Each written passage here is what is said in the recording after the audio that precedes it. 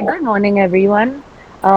Today, Liz John and I, Kanishka Pawar, would like to present our research on exploring the inner world of bully. So, we'll be looking at the perpetrator and victim perspectives today. Bullying is a widespread issue not only in schools but also in workplaces and online environments. And the objective is to explore the psychological factors contributing to bullying behaviors and to also examine the perspectives of both perpetrators and victims.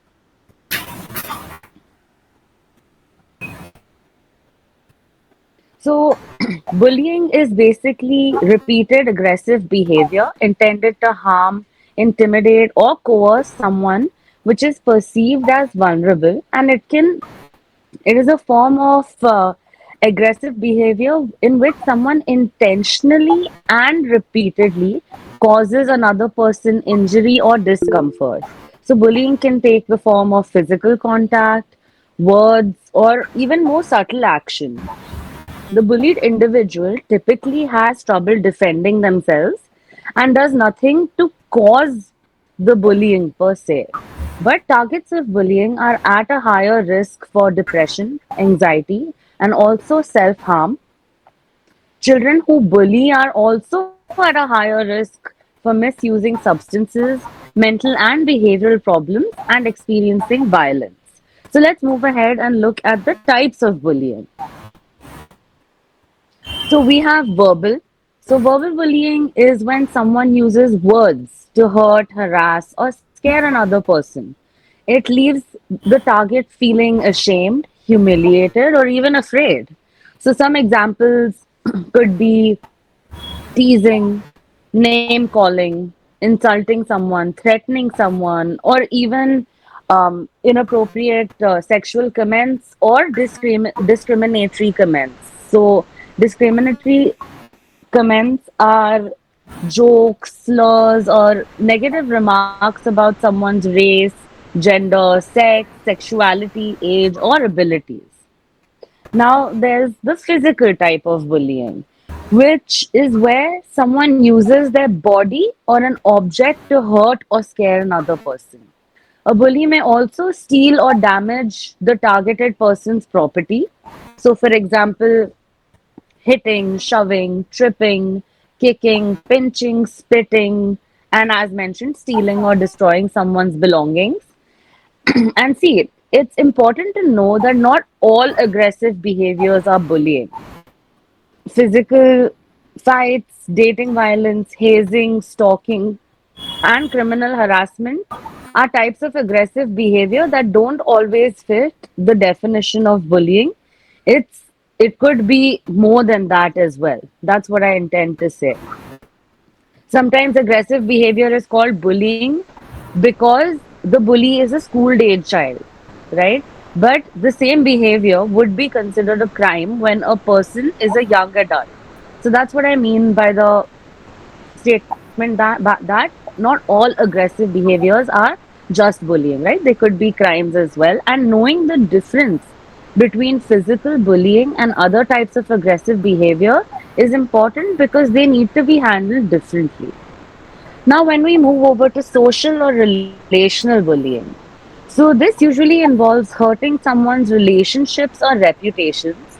For example, spreading rumors, excluding others, telling others not to be friends with someone, embarrassing someone in public. And relational bullying can be done alone on its own or in combination with physical, verbal, or cyberbullying. Girls tend to use relational bullying more often than boys, especially during middle school and high school. Now, moving on to cyberbullying. So, cyberbullying is verbally threatening or harassing behavior that's conducted through some sort of electronic technology like cell phones, computers, tablets, and it can occur through SMS, text, different apps. It could be online and social media. It could even be through gaming apps where people connect and could face cyberbullying. So it includes sending, posting, or sharing negative, harmful, false, or even mean content about someone else. And it can include personal or private information about someone else, causing embarrassment or humiliation. Now, some cyberbullying crosses the line into unlawful or criminal behavior again. And the thing with cyberbullying is that it has some very unique concerns, right? In the way that it can be persistent, right? Digital devices offer an ability to immediately and continuously communicate 24 hours a day. So it can be difficult for children or other adults also experiencing cyberbullying to find relief. It's also permanent because most information communicated electronically is permanent and is public, if not reported and removed. A negative online reputation, including for those who bully, can impact lots of things like college admissions, employment, and even other areas of life. And the most unique and I believe troubling concern is that it's hard to notice. Cyberbullying is hard to notice because teachers and parents may not overhear or see cyberbullying taking place, right? So that's why it's harder to recognize. Now, moving on to the next part is the psychological factors. So, if we look at the perpetrator's characteristics, we can see that there's aggression, dominance, low empathy, and the need for control or power. So people bully because it can be an effective way of getting what they want, at least in the short term. And because they lack the social skills to do so without harming others, bullying is also a way to establish social dominance. Now, over time, as children's behavioral range generally broadens, it becomes an increasingly dysfunctional way to go on with usual life. Right? So now when we talk about aggression and dominance, right, it's a common trait among bullies which refers to behavior intended to cause harm, whether that may be physical or psychological. Bullies with aggressive tendencies may exhibit anger or hostility either as a general temperament or in response to specific triggers. Now, these individuals often use intimidation and force to establish dominance. So, because they want to assert power over others. Now, this dominance seeking behavior may manifest through coercion, manipulation, or even direct confrontation. Aggression can be influenced by environmental factors such as family dynamics or even exposure to violence. Discussing in a little bit of detail about low empathy. Now, empathy, as we know, is the ability to understand and share the feelings of others. So, bullies who lack empathy might struggle to recognize or care about the emotional part of their actions on the victim. This lack of empathy may stem from poor role models, such as parents or authority figures who exhibit this kind of aggressive behavior. And without proper guidance, bullies may fail to develop the empathy needed to form healthy relationships. And this absence of empathy makes it easier for them to engage in harmful behaviors without feeling any remorse. So these individuals might focus on their own needs and desires without even considering the consequences for others. And this kind of lack of empathy can stem from upbringing, trauma, or a disregard for social norms. Now, the need for uh, control and power is something that many bullies have a strong desire for, right? They want to control situations and people. And this need for control may be driven by personal insecurities, a sense of inadequacy, or even a desire to compensate for perceived powerlessness in other areas of their life. They often feel a sense of power when they can manipulate or dominate others, and control seeking behavior can manifest in various forms, from subtle manipulation to overt coercion. So bullies may feel empowered by the perceived vulnerability of the victims, and this need for control might reflect underlying issues such as chaotic home environments or previous experiences of powerlessness. Now, the conflict within the bullies. So, there's internal struggles like personal trauma, right? Many bullies experience internal struggles which can drive their aggressive behavior. Personal trauma, such as abuse or neglect, might lead to unresolved emotional conflicts, and these internal struggles can manifest as aggression towards others, as bullies attempt to cope with their pain or regain a sense of control.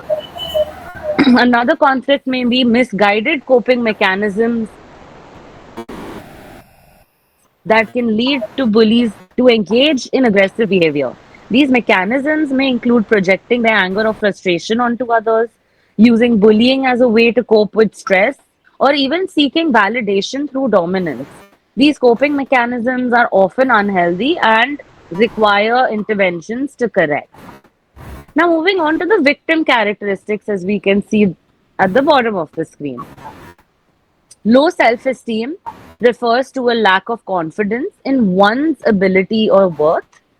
Victims with low self esteem may struggle to stand up for themselves, making them more vulnerable to bullying.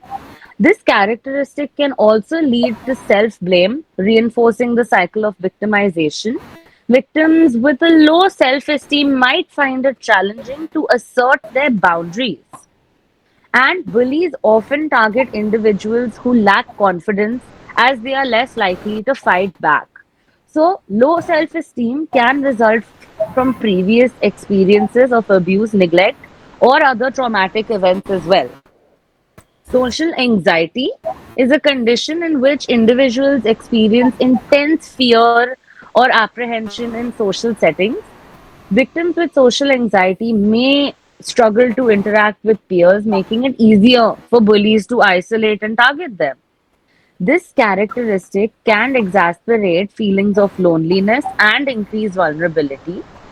Socially anxious victims might avoid conflict, making them easier targets for bullies, right? So, this anxiety can lead to further isolation, reducing the victim's support system, and uh, social anxiety may also stem from a lack of social skills or traumatic social experiences. Another point is that being different or perceived as weak. So, victims are often targeted because they are perceived as different or weak, and this perception might be based on physical experience, physical appearance, cultural background, sexual orientation, or other distinguishing factors. Bullies may exploit these differences just to justify their behavior and isolate the victim. Victims who are perceived as different may face discrimination or even exclusion. And bullies often use these perceived differences as a way to ostracize and isolate the victim. Being different can also refer to unique personality traits or interests that deviate from social terms. Now, moving on, there are a couple of theories, right? There is the social learning theory where it suggested that bullying is learned from observing others. So this theory was developed by Albert Bandura, and it suggests that people learn behaviors through observation and imitation. So according to this theory, individuals, especially children and adolescents, learn by watching others and then replicating those behaviors. So this learning process is influenced by role models, reinforcement, and social context. So, what is an application of this theory? So, for example, children who observe aggressive behavior, whether at home or in school or media, anywhere, are more likely to imitate that behavior, right? So, if a child sees a peer or authority figure engaging in bullying, they may view it as acceptable and replicate it as well. Also, if aggressive behavior is rewarded or goes unpunished, It reinforces the idea that bullying is an effective way to achieve certain goals, such as gaining attention, power, or social status. This reinforcement or lack of punishment encourages the continued bullying behavior, and also our social context also plays a significant role in shaping behavior. Environments that tolerate or encourage aggressive behavior can definitely increase the likelihood of bullying. A culture of violence or disrespect can create a fertile ground for bullying to thrive. Now, talking about attachment theory. So, in this context, insecure attachment leading to relational issues. It's a theory basically that was developed by John Bowlby, and it says that early relationships with caregivers shape an individual's ability to form healthy connections with others. Secure attachment is associated with stability, emotional regulation, and positive relationships. But in contrast, insecure attachment can lead to relational issues and maladaptive behaviors, including bullying. So, a couple of application could be that, the insecurity can often mark emotional struggles and difficulties in regulating emotions. So, this insecurity can manifest as aggression or bullying to exert control or cope with feelings of inadequacy. Right? There could be some early childhood experiences with neglectful caregivers or who are inconsistent and abusive, which can lead to this insecure attachment style, right? As this instability can create emotional turmoil, which may be expressed through bullying. Now, finally, another theory is cognitive distortion. So, either rationalization or minimization of harmful behaviors. So, cognitive distortions are basically flawed or biased ways of thinking that distort reality and contribute to maladaptive behavior. So, in the context of bullying, cognitive distortions can lead to an individual to either rationalize or minimize their harmful actions, allowing them to justify bullying without feeling guilt or remorse. So, bullies may use um, words like, you deserve this, right? They may make their victims believe that they deserve this treatment or that they are teaching them a lesson. And then when it comes to minimizing, so a bully may say something like, oh, it's just a joke, or you're overreacting. So this minimization allows bullies to avoid acknowledging the real harm that's being caused. And finally, externalization of blame is another common distortion where bullies attribute their behavior to external factors such as peer pressure or the victim provocated them, right? So, this externalization removes the personal accountability and justifies their actions. Finally, addressing these cognitive distortions requires helping bullies recognize and correct their flawed thinking patterns. CBT can definitely be an effective approach for challenging and changing these distortions, and teaching empathy and fostering a sense of responsibility can help reduce the cognitive distortions and encourage more compassionate behavior. For the next slide, I would like to hand it over to Liz. Thank you, Kanishka. So, to understand a little more about the perpetrator perspective, why do the bullies bully, right? So, it's more or less to sum up what Kanishka has said in a few sentences that research conducted from the perspective of the bully found that people with low self esteem may engage in bullying behaviors to make them feel more powerful and more in control. The sense of worth that they get is a temporary boost when they put down another person. Then comes the fear of being bullied. This is an unfortunate consequence of being bullied once upon a time, right? So, to ensure that they don't get bullied again, this person himself ends up being the bully. The lack of empathy they have for their victims all show a possible emotional issue that they themselves might be dealing with. Some people might have a predisposition towards aggression and impulsivity, which might again result in bullying behaviors if they were exposed to violent behavior earlier. This previous exposure to violence may also lead them to end up behaving that way, thinking it is an acceptable form of behavior.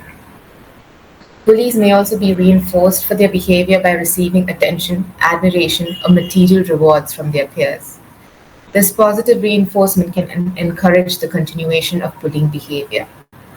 Peer pressure and social norms within a group can influence individuals to conform to bullying behavior even if they may not have engaged in it otherwise. Here comes the desire to fit in within the group.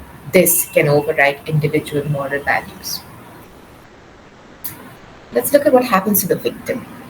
So, research has shown that victims of bullying have been reported to more or less develop internalizing problems and anxiety disorder or depression disorder. Furthermore, if bullied during adolescence, the victims are more prone to self harm to escape this reality just for some time or even to consider suicide. There has been a link between somatic problems that victims face due to prolonged bullying as well. Their work performance or academic performance might be affected as they would rather avoid the environment completely or lose interest in the same.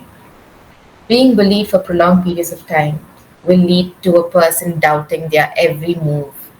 A victim's confidence and self esteem take a severe hit. They might even end up feeling hopeless due to the negative feedback they get at every move. Over here comes another vicious cycle. To prevent being bullied again, they will try to fight back, and this might lead them to mistreating others for fear of being mistreated themselves. So here's a little case study, but I want to show you what can possibly happen. So 7-year-old Michael, being a quiet child whose interest lies in reading and playing chess, quite often finds himself to be the target of bullying by a group of his classmates.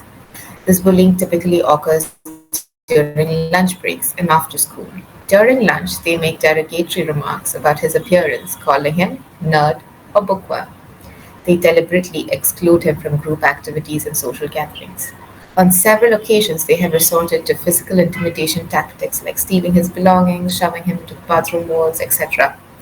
This led him to being much more quiet and withdrawn than he was earlier, so much that the school provided him all time access to the school counselor. So you see how here he was first a quiet child who then became withdrawn.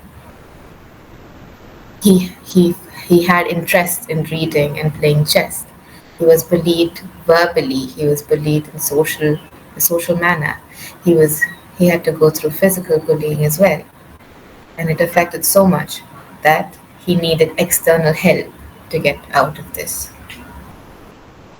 So we'll just talk a little bit about what bystander effect is. So this occurs when the presence of others discourages an individual from intervening in an emergency situation. To put it simply, if there is a group of people and they see someone getting hurt, right, by another person, each person waits for the other person to act. So the net result is no one really acts. So what can bystanders do? What they can do is they can encourage people to speak up when they need to. They themselves can speak up. They themselves can find the strength to speak up. They provide a safe environment for people to actually say, you know what, those people to hold others accountable, basically, in a school, university, workplace, or even society. A few intervention and prevention strategies that can be used at different points in life. When you're talking about school-based programs, because bullying can start at an early age, you encourage the kids about law that is surrounding hurting others. You can also encourage them and educate them about rules of the particular school itself, right? Then there's peer monitoring. Over here, just the fact that one among them is responsible for keeping order in class, keeping the peace in their own class among their peers, this itself will give them a little bit more responsibility to be in their best behavior at all times. Support groups with the teachers involved as well will give children a way to explain their sorrows in school. Regular anti-bullying campaigns again will help. rules to be placed against bullying have to be strictly applied.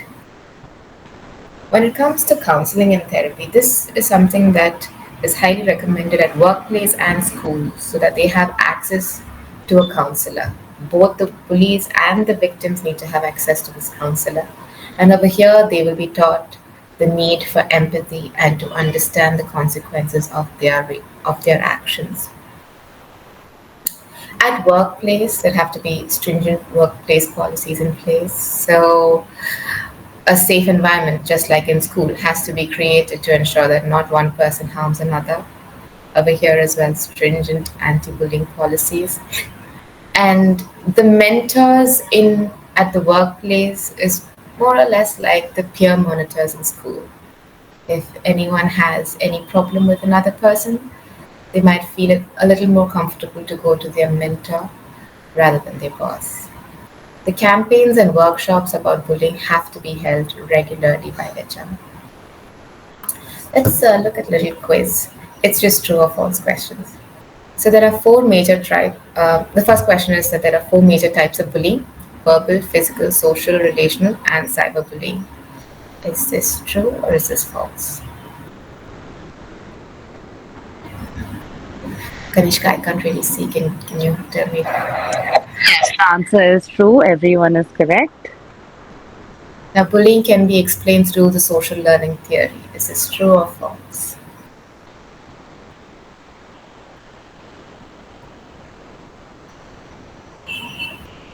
Once again, everyone has answered true. Thank you. And the third question, a perpetrator might resort to bullying due to the fear of being a victim himself. Is this true or false? And they've answered true once again. All right, thank you. Thank you, everyone. And with that, we are done.